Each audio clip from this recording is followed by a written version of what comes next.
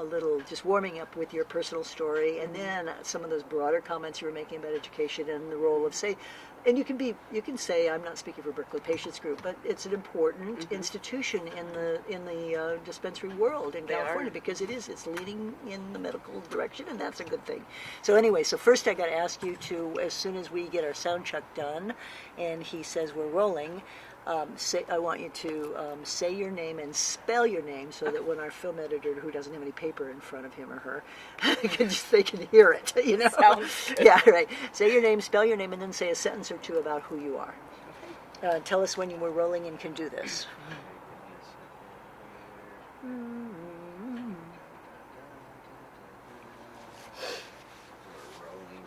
We're rolling, and you can do this. Okay.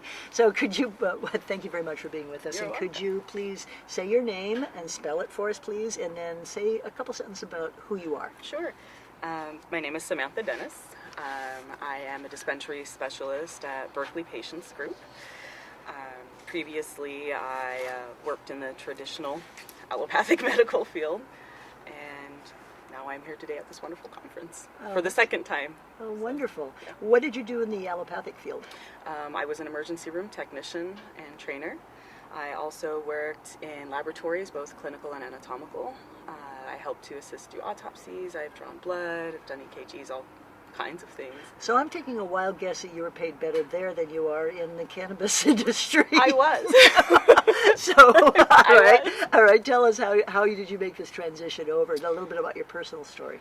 So my transition kind of came when I became really ill myself. You know, my stress levels from my career were really high. Yeah. I have a gamut of like musculoskeletal issues, autoimmune dysfunction, gastrointestinal dysfunction. You know, I do deal with also depression, anxiety, things of this nature. So my body started like, you know, telling me something's not right, something's not right. My brain and body almost simultaneously began to attack me. And one day when I came home, I'll never forget my last patient in the emergency room, had the same date of birth as my husband and everything. Came home that day, did not feel well at all. Woke up the next morning and could hardly get out of bed. I couldn't really move. It was just awful. And so I had to leave my career, which I did enjoy very much, and then figure out a new one, you know. And so I'm transitioning into, you know, holistics, but it was really hard, and cannabis has really helped to pretty much bring me back to life. Whoa, that's a packed statement. Could you draw that out, please? The reason why I'm saying it's a pretty packed statement is like, I remember how sick I felt and how awful I felt and how my quality of life had become so compromised when I became ill, and how when I found the right types of cannabis therapeutics to use, you know, at first it had all been about smoking, you know. When I educated myself and became further educated through conferences, through the Oakland Museum exhibit, through online research, through books, through everything I could, I realized there were other ways that I could medicate with this wonderful, wonderful plant and receive medicinal benefit. So that's what I started to do. And what specifically were you treating?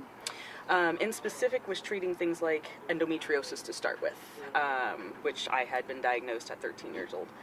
So, yeah.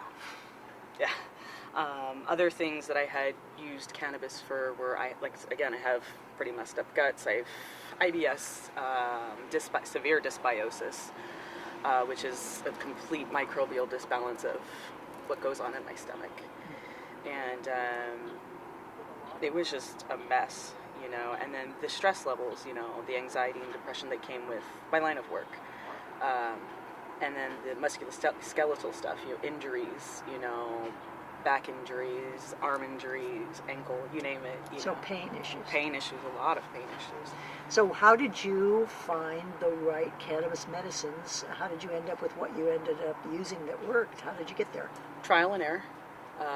Wonderful people as yourself, when I would come see you, they took the time with me, who were educated enough outside of my own scope, who could see a larger scope, who took the time to sit down with me as a patient, not as somebody just trying to say, hey, here's this, but sat me down and said, if you look at these other herbs in conjunction with cannabis, and this form of cannabis, or these tinctures, or this flower, or this way, it could help you. And that kind of got me rolling. And I had to experiment with myself a lot until I kind of found what was best for me. But there was a whole, that everything helped so much that you did, everybody else did to help get me to that point. So you're, aside from your own patient experience, and that's like primo, that's really important. But it sounds like you've learned a lot about naturopathy, homeopathy. Can you talk a little bit about that? Yes, I really feel that combining other herbals, especially a good, diet, things like that, in conjunction with cannabis, is appropriate to help one with prevention and with even healing. I would be so bold as to say, Hippocrates himself even said, "Let thy food be thy medicine, and thy medicine be thy food." So I really think like if us and our patients can get better on their diets and water consumption, hydration is key too, and using cannabis, using other herbs and teas, other tinctures, everything we need in the garden, I think that could really help us, to better our health, and just ourselves overall as people. That's something I'm still learning about, as far as herbal considerations versus pharmacy. You had mentioned earlier something about the, I don't know if you said the differences or the problems between homeopathy and naturopathy. Did I hear that wrong? Or maybe it wasn't that. It was Allopathics and yeah. Oh, okay, that makes sense. It's in allopathic medicine. It's like we don't look at the person as a whole. We here's the person. What's the problem? Let's throw pills at it. Let's just figure it out. Get them up. Get them out. Get a follow-up. It's not really looking at a good model of a human being, whereas in, I think, natural medicine, you look at the entire person as a being, as a patient. You look at things like, well, what have you been through? What are you going through? How is your diet? What's your levels of hydration? What herbs do you take? Do you take any other supplements? Do you sleep at night? Do you get exercise? Do you have a spiritual side? Do you have a community that you connect with? Do you have all of these things? And I think that encompasses everything more so than just, here's a pill. Now, call to follow up. That's counterproductive, I think, actually, to the way we are and supposed to be as beings. That was so eloquently put. Are there a lot of patient counselors like you at, you're working, where are you working? I work at Berkeley Patients Group in Berkeley. I really love them there. Yeah, I do. I really respect them there. I know there's an estimated 800 to 1,000 dispensaries through the state of California, and so many of them seem to me to be oriented toward the recreational side of cannabis. And I know Berkeley Patient Group is one of the better ones, and so I'm just wondering if I don't know how long you worked there. It'll be coming up on 1.5 years.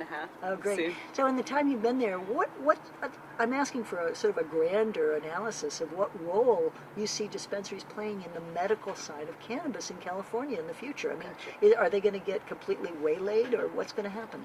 Now, excuse me. Now, I'm not speaking directly for Berkeley Patients Group or anything like that. That's just my own personal opinion. But at least I know the dispensary where I'm at, we try very hard to make sure that we pull our resources together and say, hey, how can and what can we do to make our dispensary better, to help and further assist our patients? And that's one thing that drew me in to that environment to begin with. We like to spend a lot of time researching, trying to better educate our dispensary specialists, which was what we are called. So giving out trainings, we have a wonderful trainer. He gives a wealth of knowledge. Upon hiring, you sit down with him for, like a week or so. He goes over, he's always a resource available to you. As far as what I see dispensaries statewide doing, I am uncertain or unclear if others are taking any initiatives or step to further educate their dispensers, which I really think they should follow suit. Education is key. We can exacerbate certain conditions and certain diseases if you have a dispenser that isn't well trained or versed on body systems or just a couple, key things that could help to further assist making recommendations for your patient better, as to not harm them, but to enhance the quality of their life. And so BPG, I feel, and I've always felt, has been one of those industry leaders to be able to do that. But for other dispensaries, I'm really not sure. I wish they would take more time and consideration to educating their frontline people. They're the face of not only those companies, but they're, your patients are relying on you. My greatest fear is that dispensaries are going to be so hung up on the rec side, making money off the rec side, that they'll completely let the medical side go by the wayside. I do see that in certain dispensaries myself, that certain will allow recreational to dominate and lose that sense that, you know, we are all here as a community, but for the patient. We are all patients ourselves. So I think the sooner dispensaries realize that, yes, of course, you can have the recreational side. I mean, just because something is recreational doesn't mean it's bad. I mean, that benefits one's health as well, you know, but you have to take into consideration, okay, great, let's do this for recreational purposes to enhance our life, but we can't steer away from the visceral portions of why we're here, and that's taking care of people, enhancing their life, enhancing their overall health, enhancing the wealth of sense of community, you know, and everything that around them.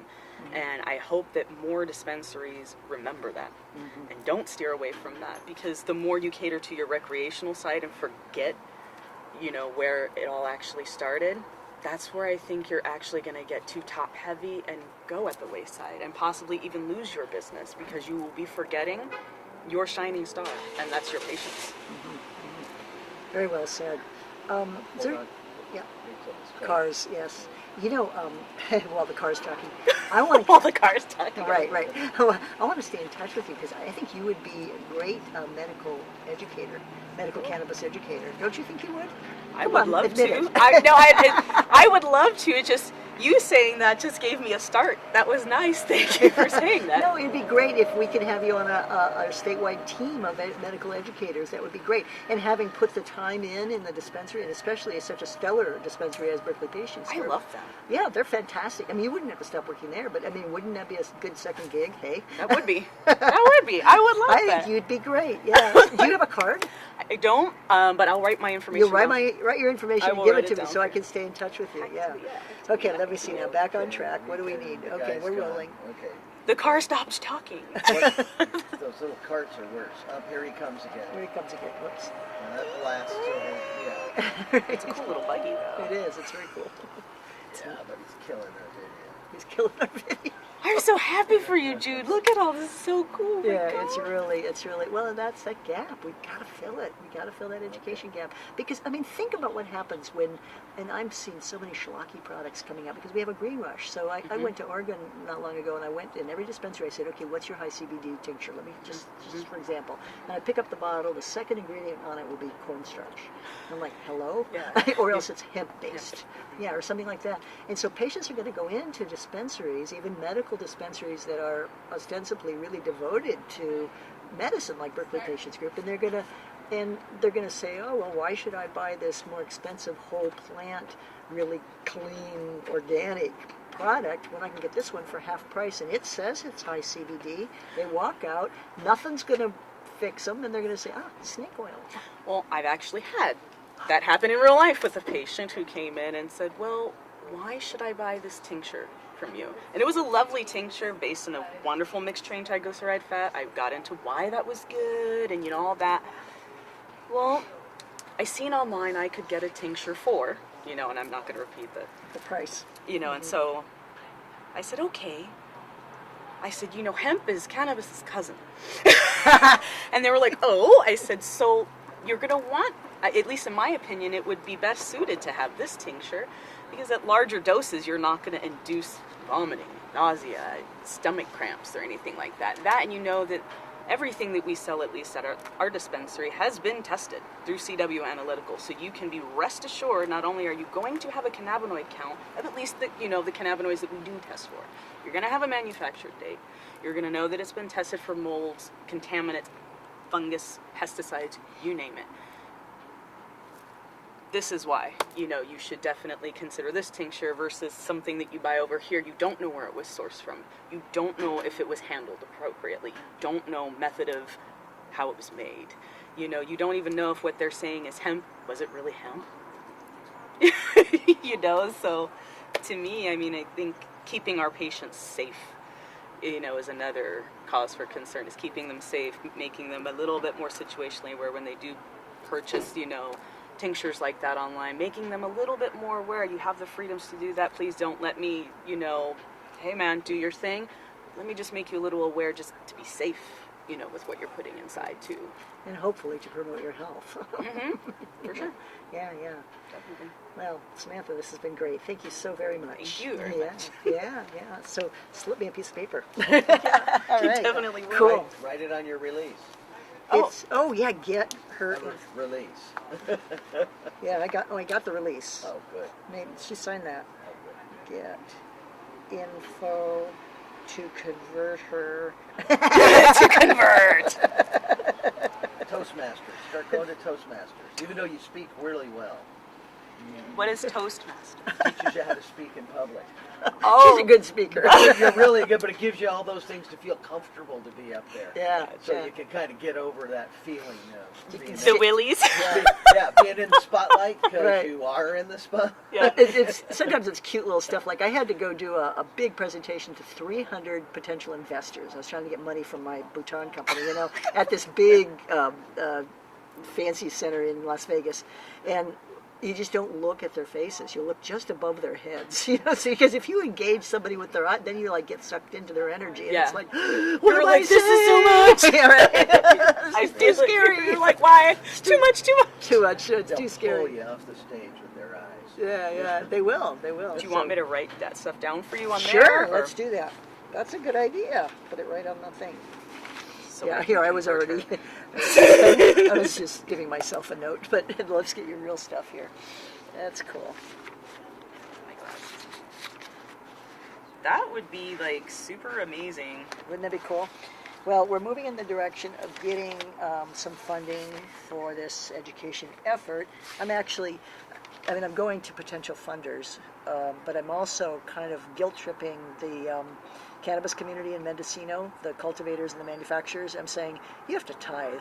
You got to tithe for education, Hello. You're telling them something true. Yeah. It's You know, true. It's what's going to make their market. Yeah. If they don't get it, Yeah. Then that's all to their. Well, it's more. It hurts the patients. That's the Yeah, thing that bothers yeah. me. You've always been so patient focused. Always so patient focused. I have always respected that about you. I mean, I have actually had patients from the Bay Area, just traveling about, that they stop in. And they're like, oh, I'm heading up north. I'm like, go to Dragonfly. Thank you. Seriously, I refer people from as far as where I am to go see you. Oh, cool. Thank so. you very much. You're I welcome. appreciate it. Thank you. Yeah, This was yeah. really fun. All right, good. Not too painful. Whoops. Thanks.